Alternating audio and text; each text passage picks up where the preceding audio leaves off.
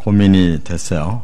그래서 일단 오늘 저녁 예배까지 드리겠다고 광고를 드려서 이제 몇 분이 나오시든지 예배를 드리자 생각했고, 그래서 앞으로 이제 예배를 온라인 예배로 생방송으로 할 수 있으면 좋겠다는 생각이 들어서 영상팀과 상의를 해서 이제 오늘 공식적으로 첫 번 온라인 예배를 이제 시작했는데, 제가 예배 시작 전에 잠깐 핸드폰으로 보고 들어왔어요.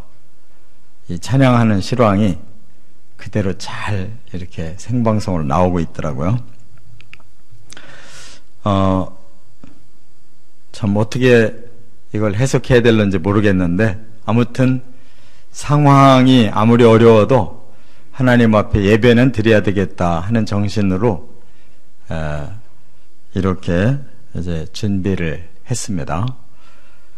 오늘 말씀의 제목은 예수님의 초막절 전도, 이런 제목으로 말씀을 나눕니다. 이런 그 실화가 있죠. 설리반이라고 하는 선생님이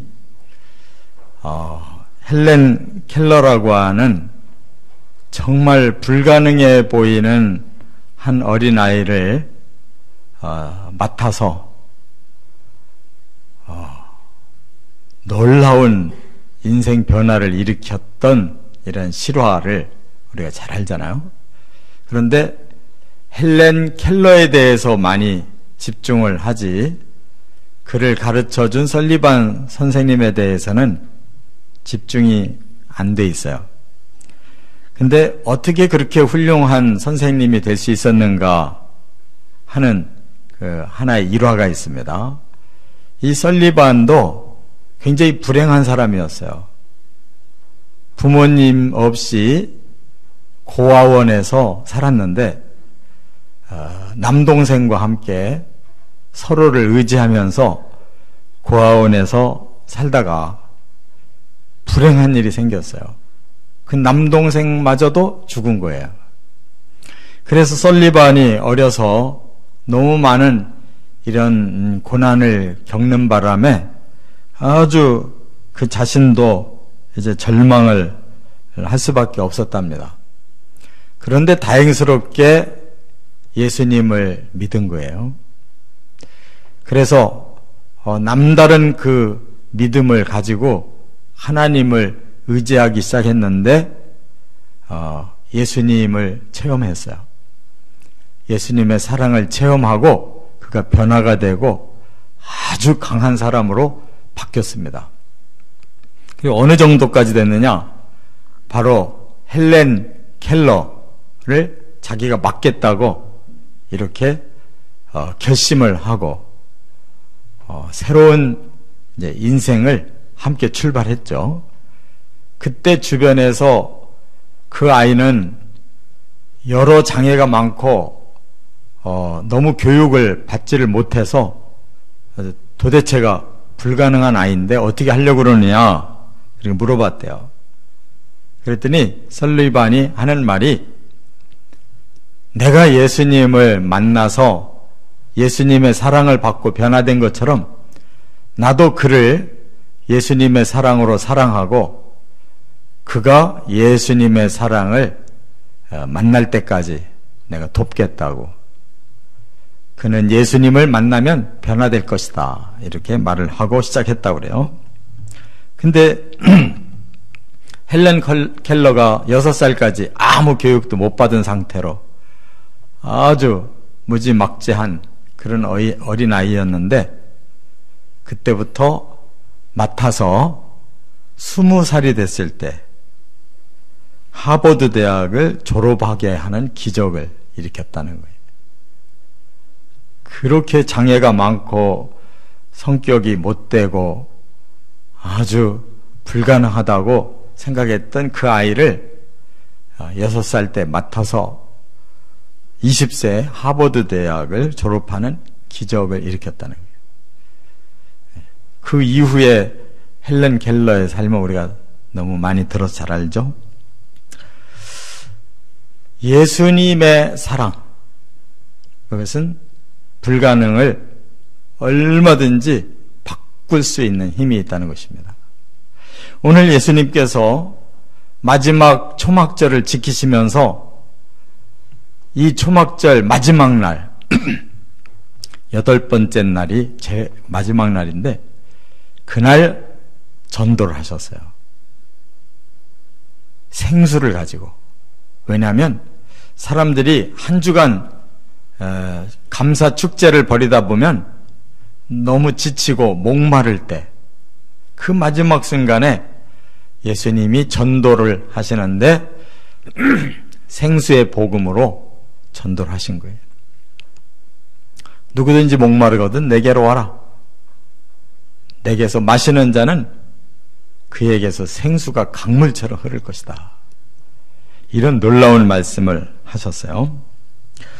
과연 이 말씀의 뜻이 무엇이며 또 이 말씀을 들은 사람들이 믿는 자도 있고 끝까지 예수님을 이단으로 모는 자도 있고 여러 종류의 사람들이 나누어져 있었다는 것입니다.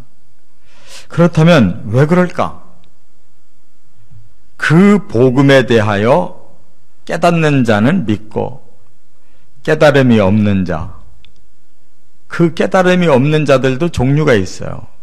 아예 처음부터 색안경을 낀 자가 있었고 도저히 예수님을 객관적으로 살필 때 그분이 메시아라고는 인정하기가 곤란하다라고 하는 평가절하 때문에 한편으로 또 대단한 분이라고 느끼면서도 결국 예수님을 믿지 못한 사람들이 있었어요.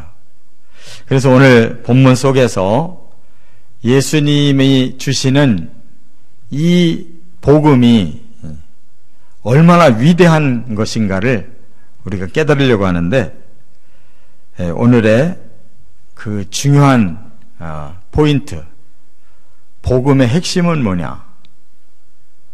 또 복음의 근본은 무엇이냐? 복음의 평가 기준은 무엇이어야 되느냐? 이런 아주 중요한 근원적인 문제를 말씀하고 있어요. 저 여러분에게 복음을 다시 한번 깊이 깨닫는 시간 되시기를 바랍니다. 첫째는 37절부터 39절까지 보면 복음의 핵심은 무엇인가 하는 걸 예수님이 던져주셨어요. 38절 한 절만 같이 읽겠습니다. 명절 끝날 곧 큰 날에 예수께서 서서 외쳐 이르시되 누구든지 목마르거든 내게로 와서 마시라. 네. 안 보였나 보죠? 네? 아, 그랬어요? 제가 그러면 잘못 말을 했네요. 37절을 읽자고 그랬어야 되는데 제가 38절을 줬나 봐요. 네. 이 생방송에 이렇게 실수를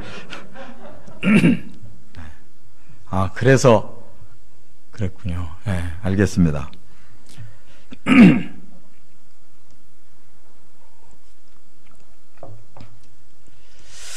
예수님께서 명절 끝날 곧 큰 날에 이렇게 말씀했는데 제가 서두에 말씀드린 것처럼 이 초막절은 한 주간 동안 8일간에 걸쳐서 이렇게 축제를 벌이는데 마지막 때가 되면 굉장히 사람들이 지쳐있고 목마르고 그 또 마지막 날이 제일 절정을 이루는 날이어서 또 사람들이 많이 모였는데 거기서 예수님이 외치신 거예요. 누구든지 목마르거든 내게로 와서 마셔라. 여기에서 복음의 키포인트, 핵심을 보여주시는데 생수는 목마른 자에게는 생명의 물이죠. 그와 마찬가지로 심령이 목마른 사람은 복음의 생명이 그것이 그에게는 생명수다. 그런 말이에요. 사람은 목마를 때 물을 찾게 돼 있죠. 심령도 목말라야 복음을 찾게 돼 있어요. 그래서 예수님이 이 복음을 생수로 비유해서 말씀한 거예요. 그렇기 때문에 물을 필요로 하지 않는 사람에게는 아무리 물을 먹으라고 권해도 전혀 관심이 없습니다. 목이 마른 사람에게만 물이 필요한 거예요. 그처럼 우리 사람들은 이 땅에 살면서 삶의 목적을 잃어버리고 방황하고, 그리고 자신도 모르는 죄의식, 불안함, 괴로움, 또 삶에 대한 저주를 느낄 때, 그러면서 그들의 영혼은 사실은 목말라 하고 있다는 거예요. 왜 이럴까? 어떻게 해야 될까? 하고 그 생명을 찾게 돼 있어요. 그때 복음이 들려지면 목마를 때 생수 먹듯이 그들의 영혼의 문제가 해결된다. 그런 말씀이에요. 그리고 예수님께서 그 조건을 뭐라고 말씀했냐면, 나를 믿으면 너희가 생수의 강이 흘러 넘칠 것이다. 이렇게 말씀했고, 그 뒤에 가로치고 성령을 가리켜 말씀한 것인데, 아직은 성령이 그들에게 임하지 않았다. 이렇게 말씀했어요. 그러니까 이 복음이라고 하는 것은 우리의 영혼에 생명을 주는 그런 힘이 있고, 그 생명력은 바로 하나님의 영 자신이시다 하는 거예요. 우리의 마음으로, 우리의 지정의로 새로운 생명력을 얻을 수가 없다는 거예요, 사람으로서는. 그래서 성자 예수님의 진리와 또 성령 하나님의 영이 우리 안에 들어오실 때 우리에게 진정한 영적인 해갈, 생명력이 일어나서 삶이 충만하게 바뀔 수 있다. 그런 말씀이에요. 이게 복음의 핵심인 줄 믿습니다. 하나님을 우리가 만나야 진리의 말씀으로 변화가 오고 성령으로 충만해져야 사람은 온전한 생명력을 얻는 것이다. 바로 이 복음의 핵심을 예수님이 우리에게 주시려고 오신 거예요. 당신의 몸을 찢으셔서 우리 죄를 사하시고 믿기만 하면 우리 모든 죄가 다 소멸되는 체험을 성령을 통해 주시고, 또 예수님이 죄 없는 자의 부활을 우리에게 주시려고 먼저 부활의 첫 열매로 그 부활을 보여주시고, 우리에게 믿으면 그 부활을 우리에게도 주시겠다고 약속하셨어요. 바로 우리는 그 생명의 진리를 믿기 때문에 성령과 함께 점점 더 그날을 향해서 가고 있는 거예요. 우리 안에 이 생명력이 풍성하면 드디어 우리의 저주가 완전히 풀리는 디데이도 온다는 사실을 믿으시기 바랍니다. 그것이 생명의 강이 우리에게 넘치는 삶이에요. 두 번째, 40절부터 42절에 보면 복음의 근거는 무엇이냐 하는 걸 말씀했어요. 사람들이 예수님을 보고 당신이 그리스도냐, 이것을 알고 싶어 했어요. 그런데 그런 사람들은 소수였어요. 자, 어떤 사람들이 그런 말을 했는지 40절, 41절 같이 한번 읽어보겠습니다. 이 말씀을 들은 무리 중에서 어떤 사람은 이 사람이 참으로 그 선지자라 하며, 어떤 사람은 그리스도라 하며, 어떤 이들은 그리스도가 어찌 갈릴리에서 나오겠느냐. 네. 여기 보면 사람들이 자신들의 영혼의 갈증을 해결해 줄 메시아, 그리스도를 기다리고 있었어요. 그런데 그들의 반응이 예수님의 말씀을 듣고 어떤 사람은 이 사람이 참으로 그 선지자다 이렇게 말하는 사람이 있었다고 그랬어요. 그러면 이 사람이 참으로 그 선지자, 어느 한 선지자를 지정하는 말인데 과연 그 선지자가 누굴까? 그거는 모세가 예언한 그 선지자와 똑같은 사람이에요. 신명기 18장 15절에 보면 모세가 이렇게 백성들에게 말했어요. 내 하나님 여호와께서 너희 가운데 내 형제 중에서 너를 위하여 나와 같은 선지자 하나를 일으키시리니 너희는 그의 말을 들을지니라 그랬어요. 모세는 자기는 이제 사명이 끝나서 떠나야 된다는 거예요. 그런데 하나님이 나와 같은 선지자를 또 보낼 것이다 이렇게 말씀했어요. 그런데 바로 이 말씀이 언제 응답이 됐느냐면 예수님에게서 응답됐다는 뜻이에요. 그 어떤 한 사람이 모세가 말한 그 선지자가 바로 이분이 아니냐 이렇게 말한 거예요. 그게 바로 정답을 말한 것입니다. 다른 말로 하면 그는 그리스도가 아니냐 그 말이에요. 이렇게 예수님을 제대로 본 사람이 있어요. 그런데 한편으로는 그렇다면 그가 그리스도라면 그리스도라고 하는 그 입증될 만한 근거가 있어야 될 거 아니냐 하면서 또 성경에서 그리스도에 대한 예언을 말한 사람이 있어요.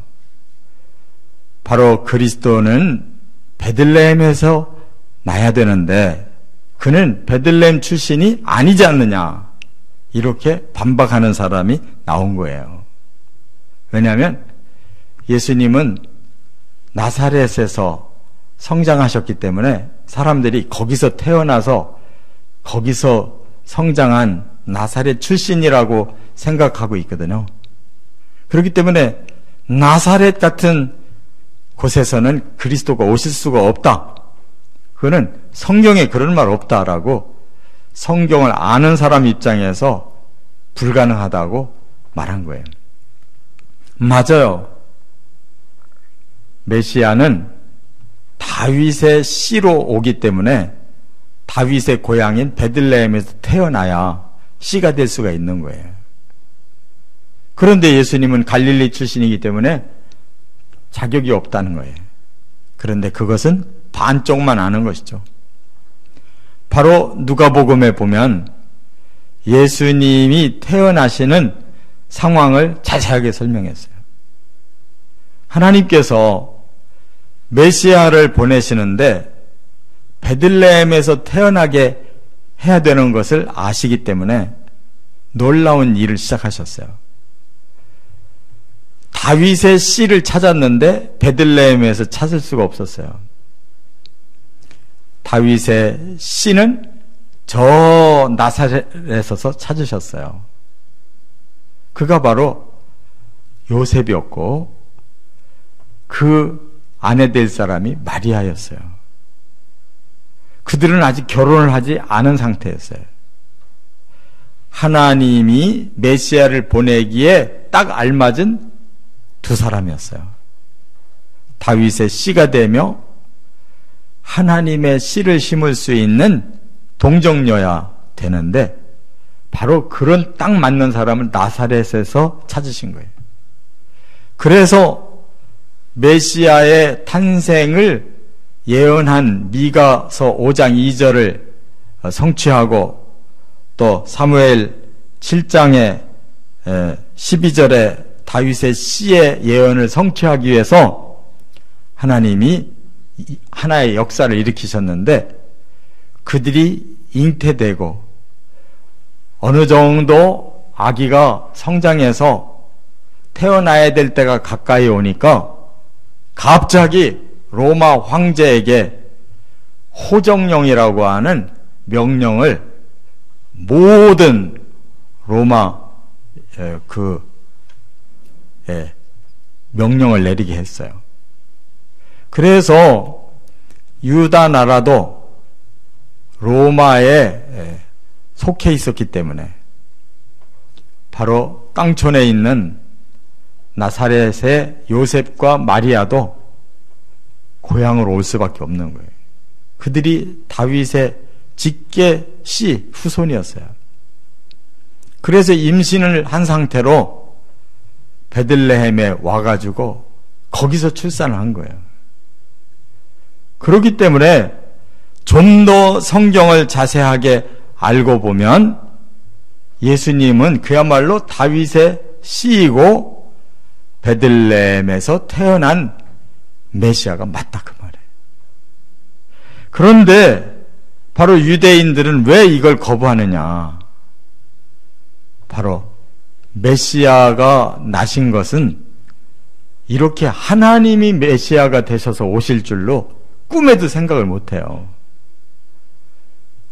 엄청난 영웅 한 사람이 태어날 것으로 생각하기 때문에 감히 하나님이 사람이 돼서 오신다는 것은 생각도 못해요.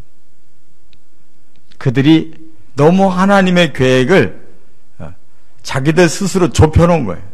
그렇기 때문에 예수님이 메시아일 거라고는 상상도 못하는 거예요. 그렇기 때문에 복음의 근거는 분명히 하나님의 계획대로 하나님이 친히 이루신다는 거, 그것을 우리가 찾아서 발견하고 믿어야 된다는 거 깨달아야 될 줄 믿습니다. 세 번째, 43절부터 53절에 보면 복음의 판단 기준이 무엇인가 하는 걸 여기서 말씀하고 있어요. 그러면 왜 사람들이 판단하는 대로 믿는 사람도 있고 또 반대로 판단하면 안 믿는 사람도 있고 더 나쁘게 판단하면 예수를 잡아서 죽이려고 하는 사람도 있어요. 그 판단 기준이 뭐가 돼야 되느냐 그거예요. 왜 그렇게 다르냐? 자, 45절 46절 두 절만 같이 읽어보겠습니다. 아랫사람들이 대제사장들과 바리새인들에게로 오니 그들이 묻되 어찌하여 잡아오지 아니하였느냐? 아랫사람들이 대답하되 그 사람이 말하는 것처럼 말한 사람은 이때까지 없었나이다 하니. 네. 자, 여기 보면 먼저 대제사장과 바리새인이 나오죠. 그 다음에 그들의 명령을 받고 예수를 잡아오려고 하다가 예수님의 말씀에 탐복해서 그냥 돌아온 아랫사람들이 있었다고 그랬어요. 그 두 종류가 지금 달라요. 지도자인 대제사장들과 바리새인들은 예수를 잡아오라는 거예요. 왜? 그는 이단이고 그는 하나님을 모독하는 자고 그가 여기에 살아있으면 많은 사람들에게 해를 끼친다고 이렇게 생각한 거예요. 그런데 실상은 그들에게 가지고 있는 권세를 예수님 때문에 빼앗길까봐 두려웠던 것입니다. 실상은. 자기들이 기득권자들이었는데 많은 사람들이 예수님을 쫓아다녔어요. 그리고 심지어 70인 공회 중에서도 두 사람, 아리마대 요셉, 니고데모 두 사람은 숨은 제자예요. 그러니까 점점 더 서민층이나 지도자층이나 점점 예수를 믿는 사람들이 많아져 가고 또 그 바리새인들의 그 허점, 잘못하고 있는 부분들을 예수님이 예리하게 지적하시고 하시니까 그들이 굉장히 압박감을 느낀 거예요. 그래서 겉으로는 이단이라고 계속 예수를 치고 속으로는 자기들의 기득권을 지키기 위해서 민중들을 선동해서 예수를 죽이려고 했다 그 말씀입니다. 그래서 그들은 이미 예수에 대해서 색안경을 꼈기 때문에 도저히 예수님을 메시아로 받아들일 수는 없는 아주 불가능한 사람들이었어요. 예수님도 그들이 돌아올 수 없다는 걸 아셨기 때문에 그들에게는 계속 책망의 말씀을 하시고 화가 있을 것이라고 계속 경고하셨어요. 그런데 그들의 휘하에서 시키는 대로 순종할 수밖에 없는 아랫사람들, 그들은 그 위에 바리새인이나 대제사장들이 주는 녹을 먹고 사는 사람들이니까 자기들의 입장과 관계없이 무조건 예수를 잡아야 되는 거예요. 그래서 잡으러 갔다가 예수님의 말씀에 탄복한 거예요. 이렇게 명절 끝날 예수님께서 목마른 자들은 누구든지 내게로 오라. 나를 믿으면 그들에게서 생수의 강이 흘러 넘칠 것이다 라는 이런 복음을 듣고 그들이 탄복한 거예요. 그래서 그분을 잡아올래야 잡아올 수가 없었습니다. 지금까지 들어본 사람 중에 저 예수님과 같은 말씀을 하는 분을 본 적이 없습니다. 그분이 뭐가 잘못이라고 그분을 잡아와야 됩니까? 그 말이에요. 그러면 이 두 종류의 사람들이 어째 이렇게 하늘과 땅 차이로 다를까요? 바로 이 아랫사람들은 체험한 거예요. 예수님을 현장에서 그 레마의 말씀을 듣고 그들의 마음에 말씀이 들어와서 체험이 된 거예요. 그러니까 그대로 인정하는 거예요. 저분이 메시아가 아닐 수가 없다는 거예요.